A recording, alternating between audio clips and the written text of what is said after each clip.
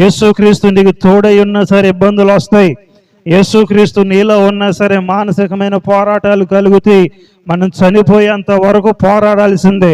యోబు గారు అందుకన్నాడు, మనుషుడు భూమి మీద బతికినంత కాలం యుద్ధకాలమే, యుద్ధం చేయాల్సిందని దేవుడైన భక్తుడు యోబు గారు చెప్పాడు. కాబట్టి దేవుడు తోడై ఉన్నా, దేవుడు కృప తోడుగా ఉన్నా, దేవుని సన్నిధి తోడుగా ఉన్నా, దేవుడు మనకి ఎల్లప్పుడూ పగల మేఘస్తంభంగాను రాత్రి అగ్ని స్తంభంగాను ఉన్నా, కొన్ని సార్లు అవుతాయంటే మన జీవితాల్లో పెద్ద పెద్ద తుఫాన్లు అనేవి రేగుతాయి. ఏం రేగుతాయి? పెద్ద పెద్ద తుఫాన్లు అనేవి రేగుతాయి. మనం భక్తి పరులం కదా, నాకే సమస్య రాదనుకోవటం అవివేకం. నేను నీతిమంతురాలను కదా, నాకు ఎటువంటి ఇబ్బందులు రావు అనుకోవటం అజ్ఞానం. యేసుక్రీస్తు ఏ దోణిలో ఉన్నాడో, శిష్యులు ఏ దోణిలో ఉన్నారో, శిష్యులు యేసుక్రీస్తు కలిసి ప్రయాణం చేస్తున్న దోణి మీదే పెద్ద తుఫాన్ అనేది రేగింది అని దేవుని యొక్క వాక్యము సెలవిస్తుంది. అనగా 12 మంది శిష్యులకు దేవుడు తోడుగా ఉన్నాడు, 12 మంది శిష్యులకు దేవుడు అండగా ఉన్నాడు, 12 మంది శిష్యులకు దేవుడు నీడగా ఉన్నాడు, ఆపద్బాంధవుడిగా ఉన్నాడు. అయినా సరే ఆ యొక్క దోణి మీదకి ఏమొచ్చిందంటే పెద్ద తుఫాన్ అనేది వచ్చింది. చిన్న తుఫాను కాదు, పెద్ద తుఫాన్ అనేది వచ్చింది. చిన్న చితక శ్రమ కాదు, చిన్న చితక సమస్య కాదు, పెద్ద సమస్య వచ్చి పడింది. అప్పుడు పెద్ద తుఫాను రేగి ఆయన ఉన్న దోణి మీద అలలు కొట్టినందున దోణి నీళ్లతో నిండిపోయింది. యేసుక్రీస్తు మనకు తోడుగా ఉన్న సమస్యలు మనల్ని చుట్టుముడతాయి. యేసుక్రీస్తు మన హృదయంలో ఉన్న, మనలో ఉన్న, మన జీవితం సమస్యలతో నిండిపోద్ది.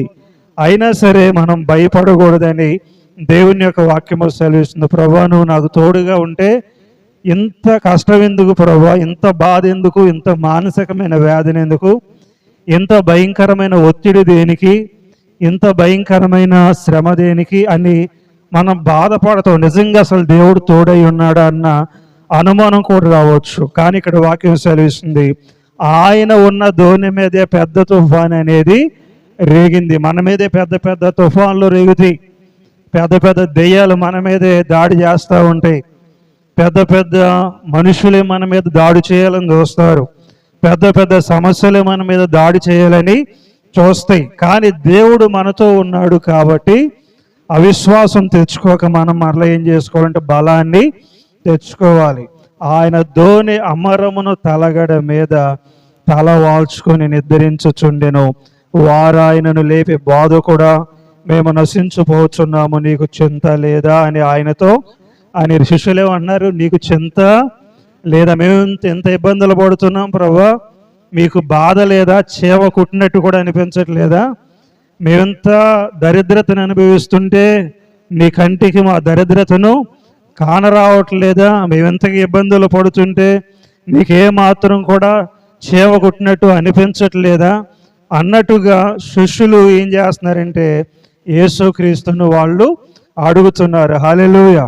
కాబట్టి ప్రభునందు ప్రేమ, చింత లేదా నీకు, బాధ లేదా నీకు, మేము నశించిపోతున్నాం, అప్పుల బాధల్లో కూరుకుపోతున్నాం, రోగాల్లో కూరుకుపోతున్నాం, దరిద్రతలో కూరుకుపోతున్నాం, సమస్యల్లో కూరుకుపోతున్నాం, మానసికమైన ఇబ్బందుల్లో కూరుకుపోతున్నాం, అందరూ దీవించబడిపోతున్నారు, మేమేమో అట్టడుగు స్థాయికి వెళ్ళిపోతున్నాం అన్నట్లు నీకు చింత లేదా బాధ కూడా యేసుక్రీస్తును ఏం చేస్తున్నారు, నిద్రపోతున్న ఆయన్ని లేపుతున్నారు. ఏం చేస్తున్నారు? లేపుతున్నారు. యేసుక్రీస్తుకు మన మీద చింత ఉందా లేదా? ఆయనకు చింత ఉంది. అందుకే పేతురు అన్నాడు, యేసుక్రీస్తు మీ గురించి చింతించుచున్నాడు కాబట్టి మీ చింత యావత్తు ఆయన మీద వేయండి పేతురు గారు అన్నాడు. ఆయన మన గురించి చింతిస్తున్నాడు. బాధ్యత ఉంది ఆయనకి.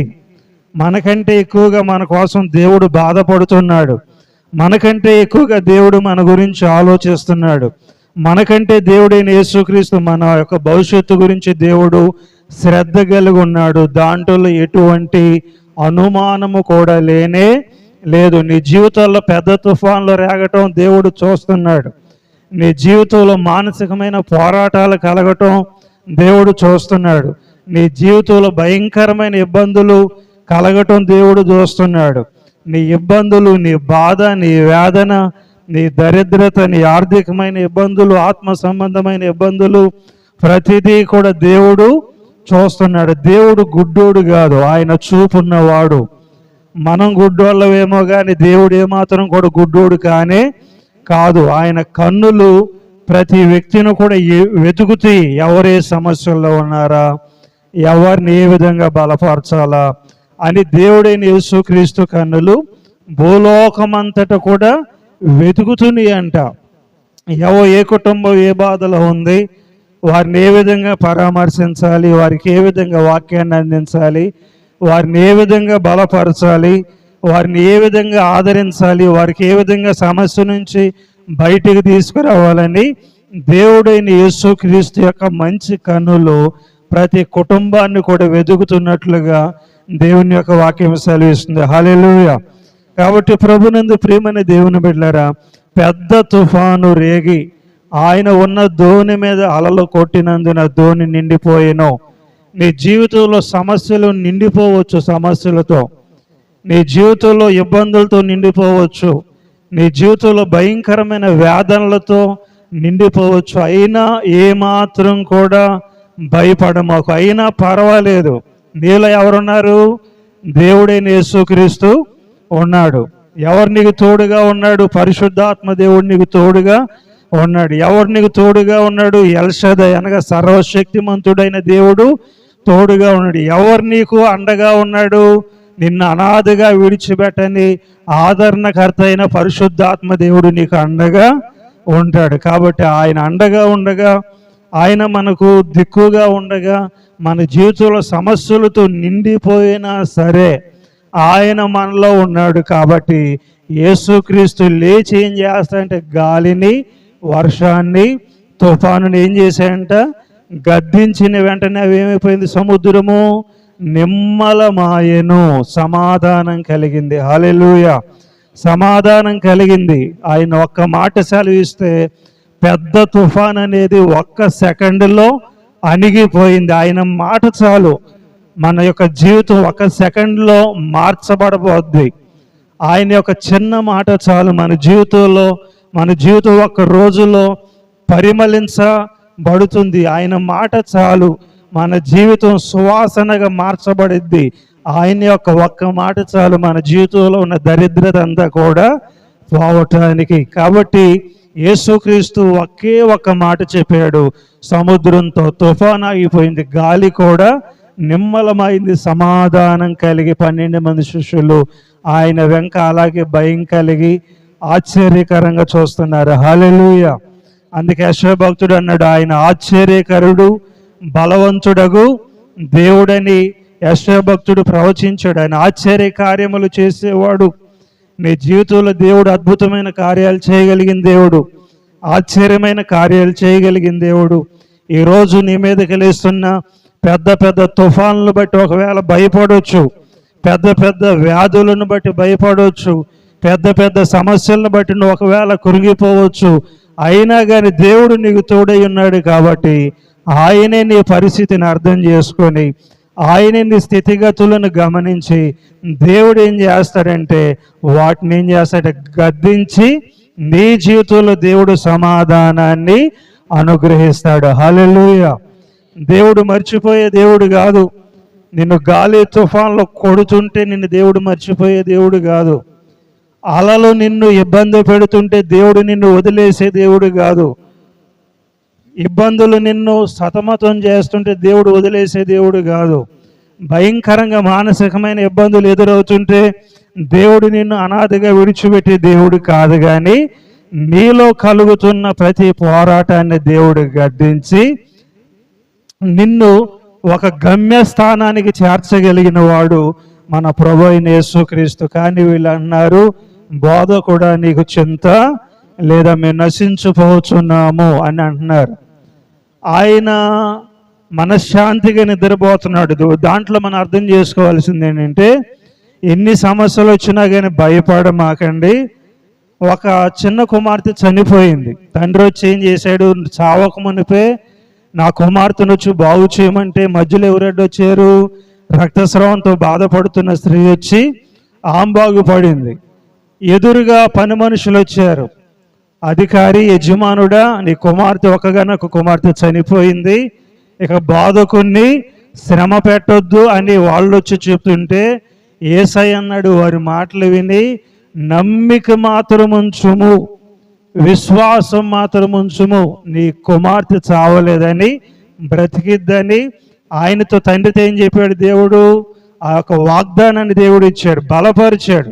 ఇంటికాడి నుంచి ఎదురొచ్చిన వాళ్ళేమో బాధకుని శ్రమ పెట్టొద్దు, నీ ఒక్కగానే ఒక కుమార్తె చనిపోయిందని చెప్పారు. కానీ యేసయ్య అంటున్నాడు, వారి మాటను నీవు లక్ష్య పెట్టక.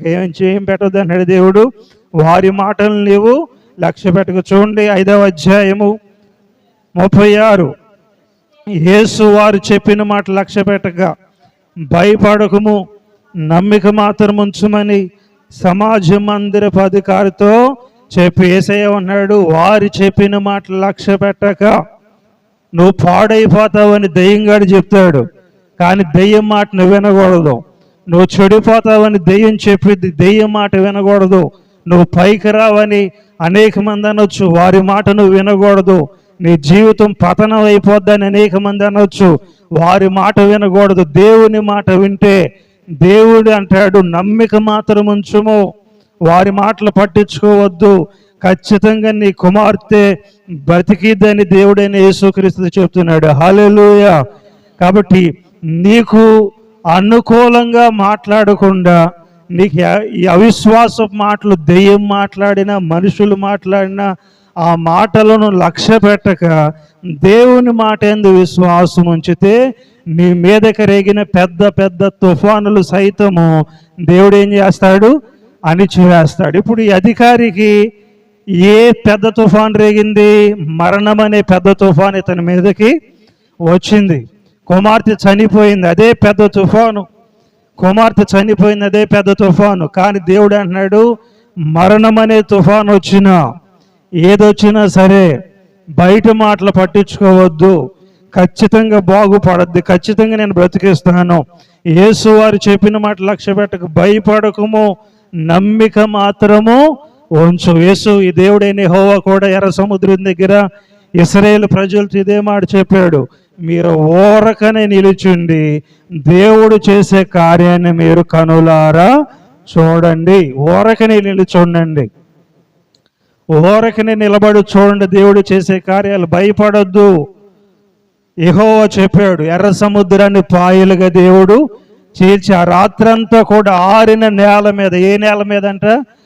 ఆరిన నేల, బురద నేలలో నడిపించలేదు దేవుడు, బురదలో నడిపించలేదు. సైతాన్ అయితే బురదలో నడిపిస్తాడు, ఖచ్చితంగా సైతాన్ అయితే బురదలో పొరలరా పందిలాగా అని చెప్తాడు. బురదలో కాస్త నీ బట్టలన్నీ కూడా పాడు చేసుకోరని సైతాన్ చెప్తాడు. కానీ దేవుడైన యెహోవా ఆరిన నేల మీద, మంచి నేల మీద దేవుడైన యెహోవా ఇశ్రాయేలు ప్రజల్ని ఏం చేశాడు? అవతల ఒడ్డుకు దేవుడు సముద్రంలో నుంచి నడిపించాడు. హల్లెలూయా. కాబట్టి భయపడొద్దు. సముద్రం ఎదురైనా, తుఫానులు ఎదురైనా, యేసుక్రీస్తు నీకు తోడై ఉన్నా సరే ఇబ్బందులు వస్తాయి. యేసుక్రీస్తు నీలో ఉన్నా సరే మానసికమైన పోరాటాలు కలుగుతాయి. మనం చనిపోయేంత వరకు పోరాడాల్సిందే. యోబు గారు అందుకే అన్నాడు, మనుషుడు భూమి మీద బతికినంత కాలం యుద్ధకాలమే, యుద్ధం చేయాల్సిందని దేవుడైన భక్తుడు యోబు గారు చెప్పాడు. కాబట్టి మనం బ్రతికినంత కాలం ఏదో ఒక యుద్ధం అనేది చేస్తూనే ఉండాలి. ఒక యుద్ధం పోయిందనుకుంటే మళ్ళీ కొద్ది కాలానికి మరొక యుద్ధం అనేది వస్తుంది. ఒక యుద్ధం మీద దేవుడు జయ జీవితం ఇచ్చాడు అనుకుంటే మరొక యుద్ధాన్ని మరలా ఎదుర్కోవాల్సి వస్తుంది. కాబట్టి బ్రతికినంత కాలం మనుషుడన్నాక ఏదో ఒక పోరాటాన్ని ఎదుర్కోవాల్సిందే, ఏదో ఒక యుద్ధాన్ని చేయాల్సిందే. కాబట్టి భయపడమాకండి, నమ్మిక మాత్రము ఉంచండి. నేను మీకు తోడై ఉన్నాను, నేను మీకు తోడై ఉన్న లోకములో మీకు తప్పక శ్రమ కలుగును, అయినను ధైర్యము తెచ్చుకోనండి. లోకంలో మీకు శ్రమ కలుగును, అయినను ధైర్యం తెచ్చుకోండి. ఎటువంటి శ్రమ కలిగితే ఇక బతకలేమేమో అని అనుకుంటాం, ఇక బతికి బట్ట కట్టలేమో అనుకుంటాం, లేకపోతే ఈ చీకటి దినాలు పోవేమో అని అనుకుంటాం, లేకపోతే ఈ గాఢంధకారపు లోయలో నుంచి బయటికి రాలేమేమో అనుకుంటాం. కానీ దేవుడు మనం దేంట్లో నుంచి రాలేమనుకుంటామో ఆ యొక్క దరిద్రతల నుంచి దేవుడు ఖచ్చితంగా మనల్ని బయటికి దేవుడు సజీవులుగా తీసుకొని రాగలడు, మనల్ని ఆశీర్వదించగలడు. హల్లెలూయా. అందుకే మీకా కూడా అన్నాడు, నా శత్రువు నా మీద అతిశయపడవద్దు, నిన్ను కింద పడినను మరలా తిరిగి లేతును. దేవుడైన యెహోవా నాకు వెలుగును చూపిస్తాడు, మంచి రోజులు నాకు దేవుడు చూపిస్తాడు. సైతాను నా మీద అతిశయపడొద్దని మీకా భక్తుడు అపవాదిని హెచ్చరిక చేశాడు దేవుని నామాన్ని బట్టి. కాబట్టి ప్రభునందు ప్రియమైన దేవుని బిడ్డలారా, భక్తుల మీదకి పెద్ద పెద్ద సుడిగుండాలు, పెద్ద పెద్ద అపాయాలు వచ్చినాయి. కానీ వాళ్ళు ఏం చేశారంటే దేవుని మీద ఆనుకున్నారు. దేవుని